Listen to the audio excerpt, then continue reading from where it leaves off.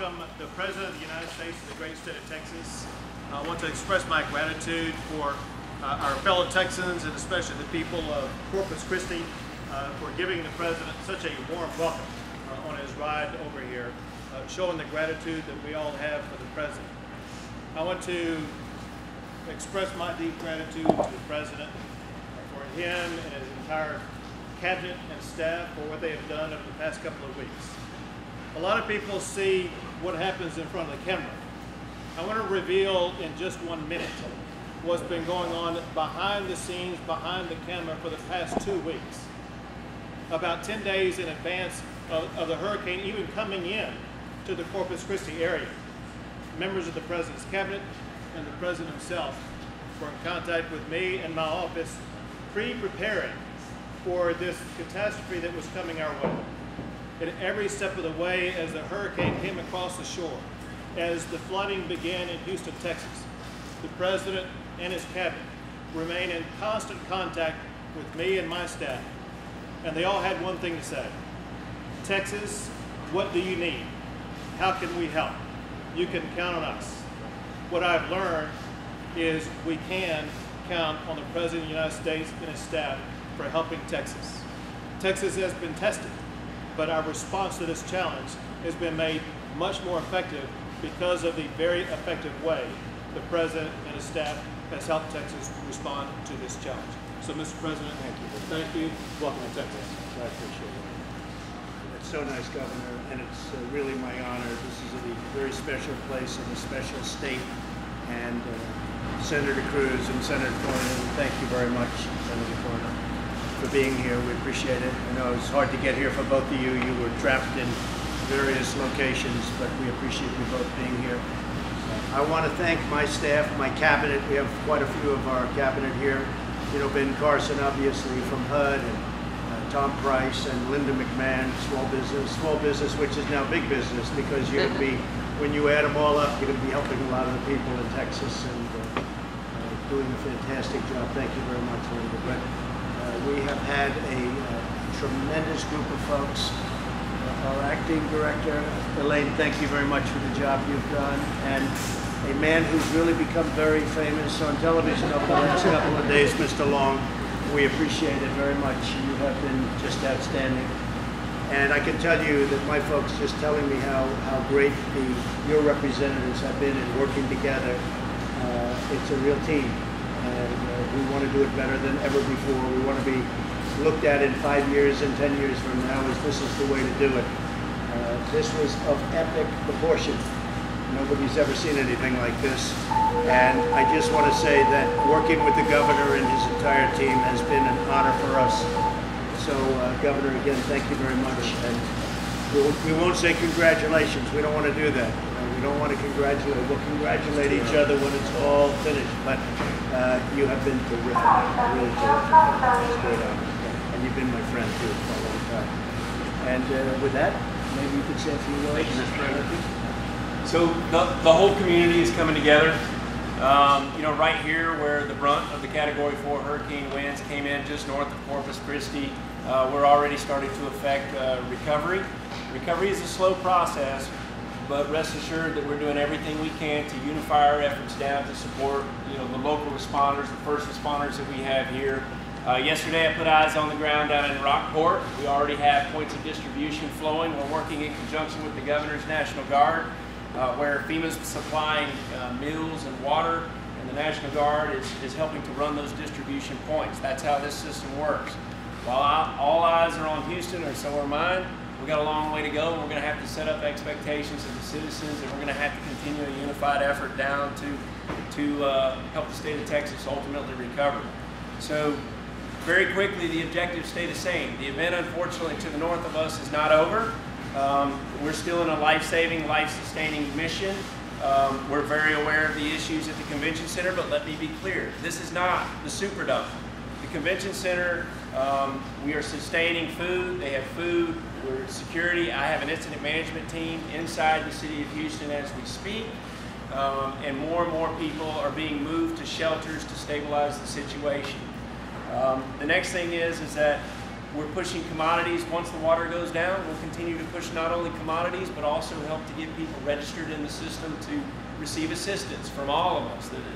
Assistance doesn't just come from FEMA. It comes from many organizations who are represented here today by Secretary Price, Secretary Carson, and others.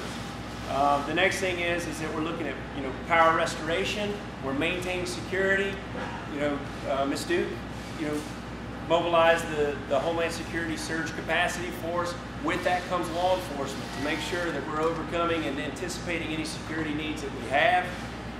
And then also with Secretary Price over here, we're working with not only the governor's disaster medical teams, but we're also sending federal disaster medical teams in, not only to the convention center today, there's already some on site, but there's going to be multiple areas, not only for crisis counseling, but also to make sure that we're meeting access and functional needs. The access is a challenge to getting all of the supplies in once the roadway systems come out. We've amassed quite the federal force to be able to support the local and state efforts. For example, the governor pulls 12,000 National Guard troops in. We're pulling units out of Fort Hood as the federal government, federal DOD forces are coming in as well. We pulled several hundred trucks and staff just from assets right here in the state of Texas, and that's how the system works. This recovery is going to be frustrating. We're going to be here with you to help you guide through it. It's going to be tough to navigate all of the programs that come available, but we're here to help. So with that, I'd like to pass it along to our friends at the Coast Guard.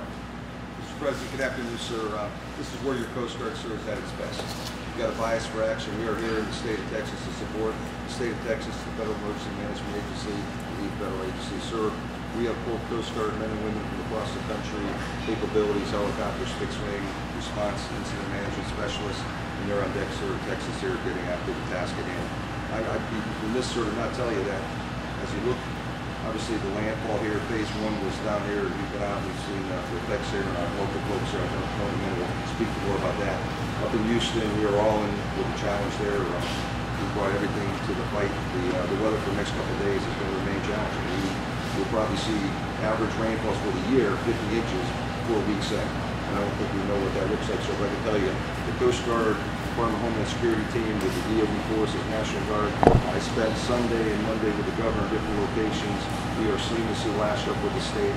We are getting better at every day. It is a problem of catastrophic proportions, sir. I don't think we've done before, but I can tell you, we're all in and we're aligned, and I'm very encouraged, sir, about how this thing is going to go forward, just in terms of cooperation.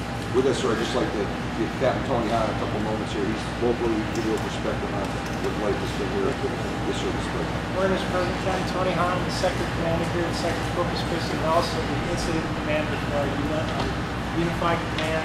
Our Unified Command comprises over 150 federal, state, and local agencies, and we also bring industry partners in there so we can make sure we're covering all our bases as we get the report over.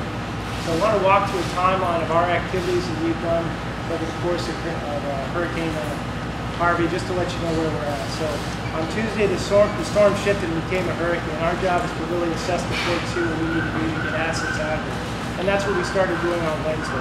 We started making preparations. We locked down facilities. We get assets, deep draft vessels out to sea so they don't get important conditions. Thursday, we moved to evacuating all our forces. Push our forces out of harm's way and our people so we can come back in after the storm to help, as soon as we can. On Friday, we moved our boats and aircraft away from the storm so they could immediately respond. So now Harvey was upgraded to Category 4 hurricane. Our team was bunkered down in Robstown, Texas. We do a continuity of operations in Robstown, about 20 miles or so from here. And we practiced that many times, so we're ready to do that. When Harvey made landfall, several ships that were moored in Corpus Christi broke their moorings, and mariners in distress were calling us for help. At that point, we had to wait till the parameters changed, but we sent our helicopters north, and we saved 19 mariners' lives that night. Later on Saturday morning, we began our port assessments, and the conditions weren't good for getting boats on the water. With our O-fronts and among the damage, we noted a grounded drill ship in the front of the Corpus Christi channel, so that's a major challenge for us. We continued overflights to respond to search and rescue calls on Saturday, and the weather conditions wouldn't allow us to really get on the water for us to try and get the port open, but we're working on that. So Sunday, now the storm shifted to up to Houston. And So we surge all our search and rescue resources out of Alice, Texas, up to Houston. And we're helping every way we can with that effort by surging resources. We're using our fixed wing assets down here to run logistics run all over the state to make sure that the operational commanders are using what they need. Additionally, we brought our boats up from the south so we can start our operational activities here now that the storm's done. So Monday, we started to check our water operation with our partners. You know, it's a huge emphasis to get the port open for commerce and for all the activities we do at the port.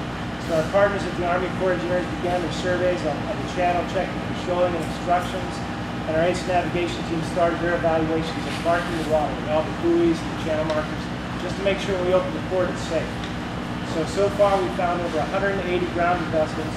Of those, our major concern is that large drill ship that's at the mouth of the Corpus Christi channel. Last night, the tide came up, winds came out of the bands from the storm, and it actually raised itself and drifted over the other side of the channel. So salvaging that boat is a big priority for us. Additionally, we're working with the Texas General Land Office on all the pollution activities.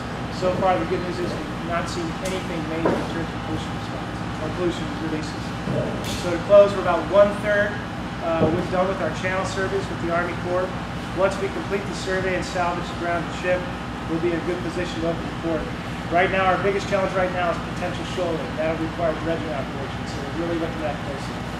And with that, Mr. President, Well, I want to tell you, and I can speak for the governor because we spoke about it. We are very proud of the Coast Guard, the job they've done, with the lives they've saved. We're very, very proud of you. Thank you very much. Mr. President, about a couple thousand rescues a day rolled up with everybody else's in this economic issue in the ports. We are in with the Border Protection Agency. We're in with the facilities owners, the pilots on the waterways. The conditions right now are not amenable to getting the ports open. We recognize that's a national priority, and we will keep at that and collectively get to that right answer as soon as possible. Mr. President, at this time, before the press pulls out, there's the information that I'd like to share in regards to how citizens can get involved. So here again, it's the whole community. Neighbor helping neighbor is going to be needed in helping Texas overcome. So very quickly, if you would like to register for assistance underneath the governor's declared counties, there's 18 declared counties for individual assistance underneath the president's disaster declaration. That's disasterassistance.org. That puts in, disasterassistance.gov. I apologize. Disasterassistance.gov. That's the FEMA Individual Assistance Center system. There's also ways, if you're looking to volunteer, nvoad.org, nvoad.org. There's also within the state of Texas, onestarfoundation.org. There's also, and we'll leave it at that, or redcross.org as well. So thank you, and at this time, we'll just conclude the press briefing. Thank you very much. Thank you.